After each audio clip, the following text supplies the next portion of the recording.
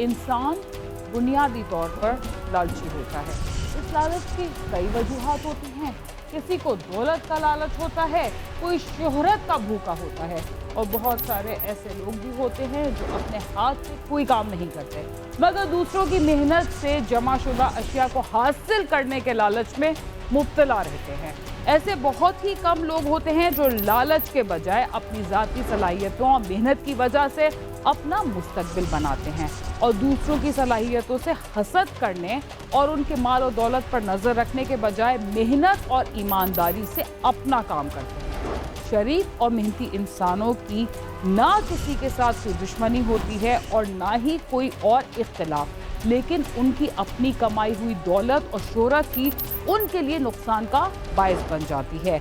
ऐसा भी होता है कि उनके इंतहाई करीबी दोस्त उनकी दौलत को हथियाने के लिए बाज़ दफ़ा उनकी जान के लिए ख़तरा बन जाते हैं और जराइम की दुनिया में हमारे सामने ऐसे वाक़यात आते हैं जिन्हें सुनकर अपने कानों पर यकीन नहीं आता।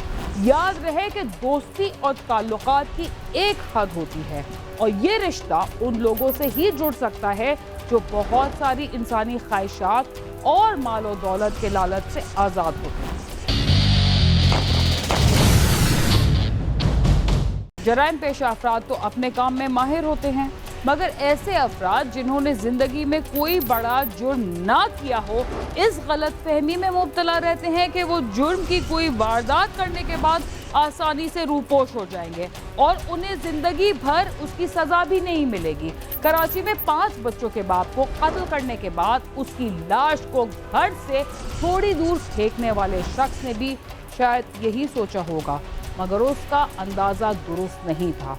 बेगुनाह शख्स के सर पर वजनी शय से वार करके उसे कत्ल करने वाला कौन था और उसे कैसे गिरफ्तार किया गया, आइए जानते हैं।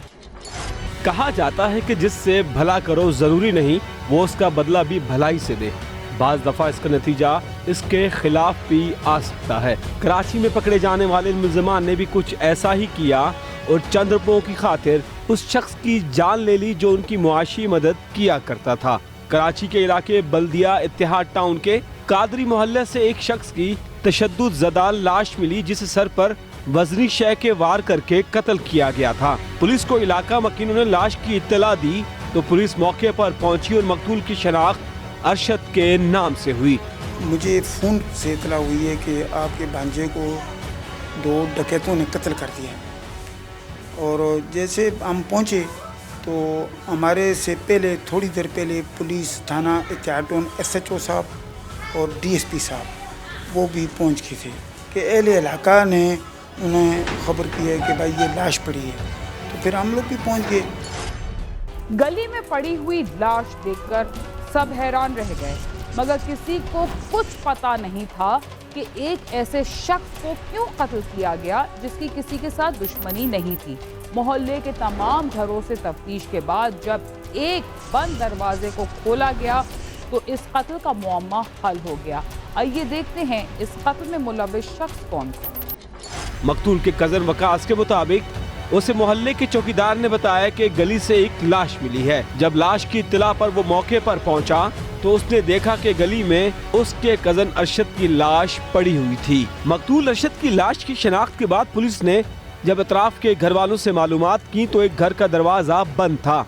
पुलिस ने जब घर का दरवाजा खुलवाया तो घर से बाहर निकलने वाले शख्स ने पुलिस को देखकर लाश को पहचानने से इनकार कर दिया, जबकि मकतूल के कजन ने पुलिस को बताया कि यही शख्स रात को मकतूल अरशद के साथ था और वो इसका दोस्त है, मगर अब वो उसे पहचानने से इनकार कर रहा है। यहाँ बैठा था तो पुलिस वाले यहाँ खड़े हुए उससे पूछ रहे थे कि भाई ये बाहर लाश पड़ी है, आपने इसको देखा है? तो उसने कहा यार मैं तो इनको नहीं जानता, मैंने नहीं देखा। यहाँ आया तो मैंने देख लिया कि यार तू तो रात को उसके साथ था। तो मैंने कहा साहब मुझे इस पर शक है। उनको भी शक हो गया था कि खून लगा हुआ था सीढ़ियों पर भी। नहीं, जगह 1-2 सीढ़ियों पे लगा था फिर उसके बाद यहाँ नीचे, जैसे उन्होंने शायद ऊपर से फेंका है तो वहाँ लग के वो वापस यहाँ आया तो यहाँ सारा खून लगा। लाश उनकी दरवाजे की सीढ़ी पे पड़ी थी, जो दरवाजे की बाहर सीढ़ी होती सर उस पे पड़ी थी और मुल्ज़मान को जब हमने दरवाजे के पुलिस वालों ने दस्तक दे के बुलाया तो उन्होंने बोला हमें तो पता ही नहीं, हम तो सोए हुए अंदर। जब उनसे दोबारा देखा तो डीएसपी साहब ने, बहुत अच्छे हैं डीएसपी साहब एहतियातन वाले, उन्होंने देखा, और एसएचओ साहब भी, उन्होंने देखा कि खून अंदर से आ रहा है। अगर लाश बाहर से कोई आके फेंकता है तो खून बाहर से आता है। अब खून जब अंदर से उन्होंने देखा तो उन्होंने बोला नहीं, अंदर ही बाकी है। मकतूल के कजन के इस इंकिशाफ के बाद पुलिस ने घर से 2 मुल्जिमान फारूक और दिलावर को हिरासत में लिया और घर की तलाशी के दौरान घर से खून आलूद चादर, छुरी और हथौड़ा भी बरामद कर लिया। जब मैं यहाँ आया तो यहाँ वो उल्टा पड़ा था। बाद में पुलिस वाले ने सीधा किया तो मैंने देखा हाँ ये तो मेरा कज़न ही है। तो मैं यहाँ बैठा, उस टाइम तक पुलिस ऊपर जा रही थी। तो फिर इतनी देर में उनको मुलजिम को अंदर से निकाल के ले आए। तो एक भाई को ले आए, दूसरा भाई वॉशरूम में छुप गया। काफ़ी देर बजाने के बाद वो भाई भी बाहर आया, तो फिर उन दोनों को यहीं से बिठा के वो ले गए साहब। हाँ, उन्होंने कहा है कि भाई उस मुल्जिम ने कहा है कि मैंने ऊपर से फेंकी है नीचे। जब अंदर उसका दरवाज़ा खुलाया गया, देखा, पूछा, पहले तो वो इनकार थे। बाद में उन्होंने जब देखा कि यार नीचे ब्लीडिंग नज़र आ रही है फर्श पे, तो फिर थोड़ा बहुत उनसे पूछ किया। तो फिर उन्होंने एक हथौड़ा जिससे मारा था और एक छुरी और वो चादर जिससे उसका ब्लड सफ़ा करते रहे ज़मीन पे जो पड़ा था, वो लपेट कर छुपाया हुआ था। मौके से जब ये चीज़ें तीनों बरामद हो गई तो फिर उन दोनों मुल्ज़िम जो अंदर थे घर पर, उस वक़्त उन दोनों को वो पुलिस थाना एहतियातन में ले गई है। मुल्जिम की गिरफ्तारी के बाद कातिल और मकतूल के ताल्लुकात के बारे में क्या बात सामने आई, वो एक दूसरे को कब से जानते थे और इस कत्ल की वजह आखिर क्या थी। मकतूल 5 बच्चों का बाप था और ट्रक ड्राइवरी करके अपने घर वालों का पेट पाल रहा था। मकतूल के कजन के मुताबिक अरशद ने एक रोज पहले अपने ट्रक के टायर खरीदने के लिए 1.5 लाख रुपए बैंक से निकलवाए थे और मुल्जिम फारूक उसके साथ ही था। इन पैसों को हथियाने के लिए मुल्जिम ने अपने दीगर साथियों के साथ मिलकर उसे कत्ल करने का मंसूबा बनाया। वजह तो सामने यही आई है कि पैसों की वजह से उन्होंने मारा है, कि पैसे उसके पास थे तो वो लड़का वहाँ पर घूमता फिरता रहता था, तो उसको कहीं शक हुआ कि इसके पास काफ़ी सारे पैसे हैं, तो उस चक्कर में उन्होंने मारा। पैसे भी उसके पास नहीं थे इतने, क्यों ट्रक ड्राइवर है, कितने पैसे होंगे उसके पास। तो वो 2 बंदे थे, उन्होंने उनको मारा है। पुलिस ने मौके पर ही 2 मुल्जिमान को गिरफ्तार कर लिया था। बादजा उनकी निशानदही पर तीसरे और मरकजी मुल्जिम शाकिर को भी गिरफ्तार किया गया, जिसने मुबैना तौर पर मकतूल के सर पर हथौड़े के वार करके उसे कत्ल किया था। ये काम मैंने और शाकर नामी लड़का है, हमने पहले से इनका बंदोबस्त करके पूरा ग्राउंड बना के सही, उसके बाद ये रात को हमने वहाँ से इसको उठवाया है 1 बजे रात के बाद। तो इसको हमने जहाँ पर ला के जब इससे पैसा मोबाइल हमने निकाला है तो ये मजम्मत कर रहा था आगे से, तो फिर इन्होंने शाकर ने पहला थोड़ा इसको मारा इस जगह पर, जो बहुत ज़्यादा ज़ोर से फिर ये गिर गया। बाद में इसके सिर पे और इन्होंने चोटें लगाई हैं। छुरी के बार भी क्या हुआ है, हाथ छुरी इसने पकड़ी भी है एक हाथ से, दूसरा हाथ तो इसका नज़र भी आ रहा है अभी भी कि बिल्कुल हड्डियों पे मार के वो बिल्कुल हड्डियाँ ऐसे प्लान कर दी हैं। मकतूल के लवाहिकीन का कहना है कि मरकजी मुल्जिम बाअसर है और उसका ताल्लुक जराइम पेशा गिरोह से है। वो उन्हें और दीगर मुल्जिमान को संगीन नताइज भुगतने की धमकियां भी देता रहा। मकतूल के घर वालों के मुताबिक मुल्जिम फारूक अरशद के साथ ही होता था और अरशद उसकी माली मदद भी किया करता था, लेकिन उस शख्स ने पैसों के लालच में आकर उसकी जान ले ली। थाना एहतियातन का अमले ने भी हमारे साथ तामुन किया है, लेकिन वो लोग थोड़े बाअसर हैं। ये लोग शाकर वगैरह इस एरिया में रात को वारदातें करते हैं, लेकिन इनको छुड़ा लेते हैं पहले ही। पुलिस थाने तक पहुंच जाती है, कोई FIR वगैरह से पहले छुड़ा लेते हैं। वो मुझे भी उन्होंने फ़ोन किया और मेरी पुलिस का जो केस का IO है इंस्पेक्टर रशीद खान, उसको भी फ़ोन किया कि आप जो कुछ कर रहे हो इसका ये अच्छा नहीं है, आप हमारे ये बंदे बेगुनाह हैं। रशीद साहब ने उनको बोला कि इनसे तमाम चीज़ SHO DSP साहब ने रिकवर कर ली है, और इसने डीएसपी और एसएचओ को बयान भी दे दिया है कि कत्ल मैंने किया है। हमने तो सारी चीज़ें रिकवर कर ली हैं, बालर वो अपना जोर लगाते हैं। इत्तेहाद टाउन पुलिस ने इस केस में मुलव्विस तीनों मुल्जिमान को गिरफ्तार कर लिया है, मगर सिंध हुकूमत की जानिब से पुलिस अफसरान के मीडिया पर आने की पाबंदी की वजह से हमें इस केस में पुलिस का मौक़िफ़ नहीं मिल सका। दूसरी जानिब मकतूल के लवाहिकीन ने आला हुक्काम से अपील की है कि अरशद की बूढ़ी वालदा, बेवा और 5 बच्चों को तहफ़्फ़ुज़ और इंसाफ दिया जाए। बल्दिया टाउन कादरी मोहल्ला के ये वो घर है जहाँ पर 5 बच्चों के बाप को नाहक कत्ल किया गया था। कत्ल करने की वजह सिर्फ चंद पैसे थी। मुल्ज़िमान गिरफ्तार हैं और पुलिस की हिरासत में हैं। देखते हैं कानून इनको सज़ा देता है या नहीं। कैमरामैन नईम खान के साथ सालिक शाह, समा, कराची। किसी को धोखा देना इंतहाई बुरी बात समझी जाती है, मगर अपने जरा से फायदे के लिए किसी का बहुत बड़ा नुकसान करना, यहाँ तक कि उसकी जान ले लेना तो मामूली बात नहीं हो सकती। इसे ना कोई मुआशरा अच्छा अमल समझता है और ना ही कोई कानून माफ कर सकता है। प्रोग्राम क्राइम सीन में वक्त हुआ एक मुख्तसर से वक्फे का, जिसके बाद हम दोबारा आपके साथ होंगे। तब तक आप समा के साथ ही रहिए। प्रोग्राम क्राइम सीन में एक बार फिर खुशामदीद। मुल्क में खवातीन पर तशद्दुद के वाक़यात में तशवीशनाक हद तक इजाफा हुआ है और पिछले कुछ दिनों से पूरे मुल्क में एक खातून के साथ पेश आने वाले वाक़े के बाद ऐसे वाक़यात के खिलाफ कानून साजी और मुल्ज़िमान को सज़ा देने के सिलसिले में बहस जारी है। सिर्फ यही नहीं बल्कि खवातीन पर ससुरालियों के तशद्दुद के वाक़यात में भी खतरनाक हद तक इजाफा हुआ है। शायद यही वजह है कि ऐसी खवातीन जो अपने घरों में पुरसुकून जिंदगी गुजार रही हों, उनके वालिदैन को भी ये डर रहता है कि कहीं ससुराल में उनके साथ कोई नाखुशगवार वाक़या पेश ना आ जाए। पिंडी भटिया के थाने सदर पिंडी भटिया में एक खातून के बुरसा ने ससुरालियों के खिलाफ मुकदमा दर्ज करवाया कि उनकी बहन को जहर देकर कत्ल कर दिया गया है। आइए देखते हैं ये सब कुछ कैसे हुआ। तनवीर बीबी गांव नून भाई खान की रिहायशी थी। उसकी शादी 2001 में भड़कन नून के रिहायशी शहादत अली से हुई थी। ये शादी वटा सता की शादी थी और शादी के बाद ही तनवीर बीबी के झगड़े शुरू हो गए थे। इस खातून की शादी शहादत अली नामी नौजवान है, डेरा वाला रहने वाला वहाँ पे हुई है। ये नॉन की रहने वाली है, इसके मेका जो है। ये की शादी इनको 3 से 4 साल हुए हैं और दोनों फैमिली जो है वो अभी तक आपस में उस तरह की अंडरस्टैंडिंग पैदा नहीं हो सकी।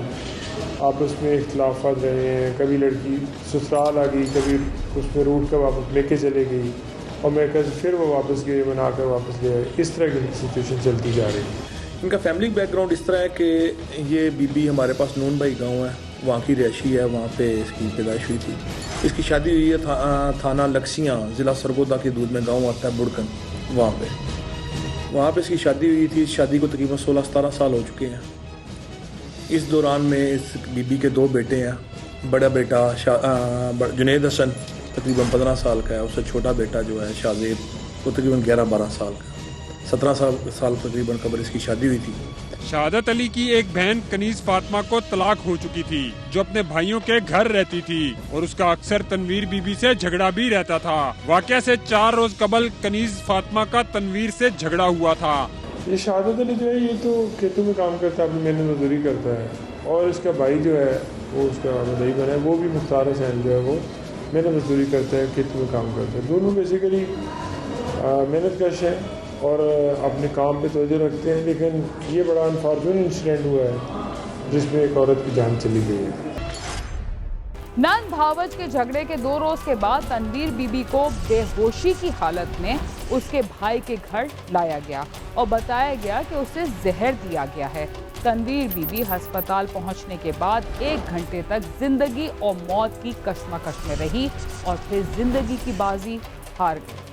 तनवीर बीबी और कनीज फातिमा का आपस में झगड़ा हुआ, जिसके 2 दिन के बाद तनवीर को उसका भांजा और बहनोई मोटरसाइकिल पर उसके भाई मुख्तार के घर लेके आए। तनवीर बीबी नीम बेहोशी की हालत में थी, जिसे अस्पताल ले जाया गया मगर वो जांबर ना हो सकी और अस्पताल में 1 घंटे के बाद दम तोड़ गई। 6 तारीख को हमें इत्तला मिली थी। 6 सितंबर को एक नौजवान लड़की जो है वो सिविल हॉस्पिटल पहुंची और उसको जहर जो है वो उसने पिया या उसको दिया गया है फौरी तौर पर SHO सदर, तमाम वहाँ पे तफ्तीशी और बाकी तमाम नफरी चली गई और उस खातून का बयान लेने की कोशिश की कि आपका स्टेटमेंट क्या है। उस खातून में स्टेटमेंट देने की हालत में नहीं थी, उसकी हालत काफ़ी ख़राब थी और वो मतलब उस पर काफ़ी हद तक वो मौत के करीब थी। डॉक्टर ने उसकी स्टेटमेंट लिखने की इजाज़त नहीं दी क्योंकि उसकी हालत ख़राब थी। हमने वेट किया और उसके बाद थोड़े अरसे के बाद थोड़े वक्त के बाद वो तड़की फौत हो गई। जी 6/9 को मुख्तार नामी शख्स ने इतला दी कि मेरी बहन तनवीर बीबी को उसके शोहर शहादत ने, उसके देवर रफाकत ने और कनीज़ बीबी जो देवरानी है, इन तीन ने 2 नामालूम अफराद के साथ मिलकर मेरी बहन को जहर दिया। इस इतला पर पुलिस फ़ौरन हरकत में आई। हमने डेड बॉडी का पोस्टमार्टम करवाया। मुल्ज़मान शामिल तफ्तीश हुए हैं। का ये वाक़या कहाँ पेश आया था और दरख्वास्त गुजार ने इस सिलसिले में क्या मौक़िफ़ इख्तियार किया? क्या वो जो कुछ कह रहा था वो दुरुस्त था? आइए देखते हैं। मुख्तार ने थाना सदर पिंडी भटिया में दी गई दरख्वास्त में बताया कि उसने तनवीर बीबी को लाने वाले भांजे और बहनोई से पूछा तो उन्होंने कहा कि वो मोटरसाइकिल पर आ रहे थे। उन्होंने देखा कि शहादत अली, रफाकत अली और कनीज बीबी ने तनवीर को काबू किया हुआ था और उसके मुंह में जबरदस्ती जहर डाल रहे थे, जिसके बाद वो उन्हें देखकर भाग गए और तनवीर बीबी को वो घर लेकर आ गए, जिसके बाद उसकी मौत वाक़या हो गई। जब हमें इतला मिली है कि इस तरह बीबी को जहर दे के कत्ल कर दिया गया, पुलिस मौके पर फ़ौरन जाती है, हॉस्पिटल चले, डेड बॉडी को मूव करते हैं, हॉस्पिटल में उसका पोस्टमार्टम करवाया जाता है, जो इनिशियल सेटअप है वो पूरा किया जाता है। मुल्ज़मान की तलाश की जाती है। 3 मुल्ज़मान शामिल तफ्तीश होते हैं। उन्होंने 5 मुल्ज़मान, 3 का नामजद और 2 नामालूम रखे हैं उन्होंने। शहादत, रफाकत और कनीज़ बीबी, जो तीनों आपस में बहन भाई हैं। शहादत मकतूला का शोहर है, रफाकत देवर है और कनीज़ बीबी देवरानी है। इन्होंने इल्ज़ाम लगाते हैं कि इन तीनों ने मिलकर तनवीर बीबी जो मकतूल है उसे कत्ल किया, जबकि 3 मुल्ज़मान जो शामिल तफ्तीश हो चुके हैं, जिनकी गिरफ्तारी सरेदार ज़ेर इल्तवा रखी गई है, 3 मुल्ज़मान का मौक़िफ़ यही है कि हमने कत्ल नहीं किया। बीबी अपने बेटे के साथ, जो बड़ा बेटा जुनेद हसन, उसके साथ बीबी खुद गई है अपने पेके घर, वहाँ पे जाके उसने सुसाइड की है। बट्टा सट्टा की शादियों में काफी कमी आ चुकी है, जिसकी वजह यही घरेलू झगड़े हैं, लेकिन अब भी कई इलाकों में ये सिलसिला जारी है और उसके नताइज भयानक निकलते हैं। घरेलू झगड़ों से बचने के लिए जरूरी है कि बच्चों के रिश्ते करते हुए इन बातों का ख्याल रखा जाए कि शादी के बाद मामलात ना बिगड़े। रिपोर्टर बिलाल अकबर और कैमरा टीम के साथ नईम जंजुआ, समा, पिंडी भटिया। जरूरी नहीं कि मियाँ बीवी के दरमियान ही घर में झगड़े हों, बल्कि घर में रहने वाले मुख्तलिफ अफराद को एक दूसरे से शिकायत और इख्तिलाफ हो सकते हैं। यही इख्तिलाफ आगे चलकर बड़े झगड़ों की सूरत भी इख्तियार कर लेते हैं। लेकिन देही इलाकों में जब खवातीन के दरमियान झगड़ा हो तो उसके नताइज बहुत मुख्तलिफ और तकलीफदेह भी होते हैं। इसके साथ ही क्राइम सीन अपने इख्तिताम को पहुंचता है। अगर आप हमसे रब्ता करना चाहते हैं तो हमारा पता है cs@sama.tv। इसके अलावा आप ट्विटर, फेसबुक और यूट्यूब पर भी हमसे रब्ता कर सकते हैं और हमारा प्रोग्राम भी देख सकते हैं। बीना खान और क्राइम सीन की टीम को इजाज़त दीजिए और देखते रहिए समा।